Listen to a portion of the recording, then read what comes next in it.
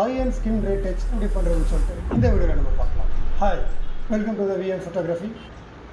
இது வந்து ஒரு பேசிக் மெத்தட். இதை நீங்கள் மாஸ்டர் பண்ணிங்கன்னா ரொம்பவும் பர்ஃபெக்டாக வரும். ஃபர்ஸ்ட் ஆஃப் ஆல் நம்ம ஃபோட்டோ ஒரு டூப்ளிகேட் எடுத்துக்கலாம். Ctrl+J, Ctrl+I, ஃபோட்டோவை இன்வெர்ட் பண்ணிக்கலாம்.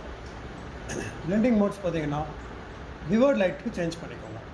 இப்போது விவர்ட் லைட் சேஞ்ச் பண்ண இந்த லேயரில் ஃபில்டரில் போய்ட்டு அதர்ஸ் ஹை பாஸ், இந்த இடத்துல நீங்கள் கொடுக்குற வேல்யூ ரொம்பவும் இம்பார்ட்டண்ட். ஸோ கேர்ஃபுல்லாக செலக்ட் பண்ணுங்கள். இதை எப்படி செலக்ட் பண்ணலாம் அப்படின்னு பார்த்தீங்கன்னா ரெண்டு மெத்தட். இந்த இடத்துல நீங்கள் டார்கெட் பண்ண இடத்துல டெக்ஸ்சர்ஸ் மட்டும் தான் மைனஸ் ஆகணும், மீதி இருக்கிற ஐஸ் நோஸ் எல்லா டீட்டெயில்ஸும் தெரியணும். நீங்கள் இந்த இடத்துல பார்க்கும்போது இந்த ஸ்கின்னில் இருக்கிற டீட்டெயில்ஸ் எல்லாம் மறையணும். இந்த ஏரியா என்னுடைய வேல்யூ பார்த்தீங்கன்னா 11 பிக்சல்ஸ். ஃபோட்டோவோட கிளாரிட்டி பொறுத்து ஒரு ஃபோட்டோக்கும் ஒரு வேல்யூஸ் இருக்கும். அதுக்கேற்ற மாதிரி நீங்கள் செட் பண்ணிக்கோங்க.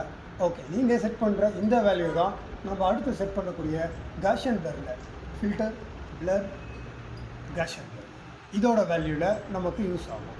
இதில் பார்த்தீங்கன்னா நம்ம எவ்வளோக்கு எவ்வளோ ரெடியூஸ் பண்ணுறோமோ ஸ்கின் அவ்வளோக்கு அவ்வளோ ஸ்மூத் உங்களுக்கு பார்த்தாலே தெரிஞ்சிருக்கும். Okay, fine. பட் இங்கே நீங்கள் ஒரு விஷயம் நோட் பண்ண வேண்டியது என்ன அப்படின்னா, இந்த செட்டிங்ஸ் பண்ணுறதுக்கு முன்னாடியே நீங்கள் வந்து எல்லா ரீடச் ஒர்க்கும் முடிச்சிடணும். இங்கே பிம்பிள் ஏரியா அண்ட் வந்து இங்கே ஸ்பாட் கொஞ்சம் இருக்குது பார்த்தீங்களா, இது எல்லாமே கம்ப்ளீட் பண்ணிவிட்டு தான் நீங்கள் இந்த ப்ராசஸ் ஸ்டார்ட் பண்ணணும். ஸோ ஒரு டெமோக்காக நான் டைரெக்டாக பண்ணுறேன். இந்த ப்ராசஸ் கம்ப்ளீட் பண்ணிவிட்டு ஆல்ட் கொடுத்து நெகட்டிவ் மாஸ்க் ஃபில் பண்ணிக்கோங்க. இப்போது நம்ம வந்து brush, normal soft round brush எடுத்து ஒயிட் கலர் செலக்ட் பண்ணிக்கிட்டு ப்ரஷ்ஷை நல்லா ஸ்மூத்தாக வச்சுக்கிட்டு நான் வேக்கம் டேப், அதாவது ஹியூஆன் டேப் யூஸ் பண்ணுறதால ப்ரெஷரை நான் இங்கேயே கண்ட்ரோல் பண்ணிக்கிறேன். இன்கேஸ் நீங்கள் மவுஸில் பண்ணுறீங்க அப்படின்னா ஆப்டிசிட்டியை வந்து நீங்கள் அட்ஜஸ்ட் பண்ணிக்கோங்க. ஓகே, இப்போ நீங்கள் பார்த்தீங்கன்னா நான் எரேஸ் பண்ணுற இடத்துல ஸ்கின் ஸ்மூத் ஆகிறத நீங்கள் நோட் பண்ணலாம். நோஸ் ஏரியாலெல்லாம் ப்ராப்பராக வந்து நீங்கள் ஓவராலாக ப்ரெஷ்ஷை பெருசாக வச்சு இப்படி பண்ணிங்கன்னா அதோடய ஃபினிஷிங் நல்லா இருக்காது.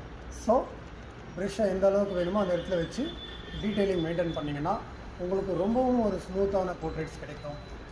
ஸோ போர்ட்ரேட்டில் ரீடச்சிங் பொறுத்த வரைக்கும் எவ்வளோக்கு எவ்வளோ டைம் எடுத்து நீங்கள் பொறுமையாக பண்ணுறீங்களோ அந்தளவுக்கு ஒரு ஸ்மூத்தான அவுட்புட் கிடைக்கும். ஸோ ஹேர்ஸ் ரிமூவ் பண்ணுறது, ஸ்பாட்ஸ் ரிமூவ் பண்ணுறது, அப்புறமா டார்க் ஐ, அப்புறமா ஐ பேக்கு, இது எல்லாமே ரிமூவ் பண்ணிவிட்டு இந்த ப்ராசஸ் பண்ணிங்கன்னா இன்னும் உங்களுக்கு ஒரு அக்யூரேட்டான அவுட்புட் கிடைக்கும்.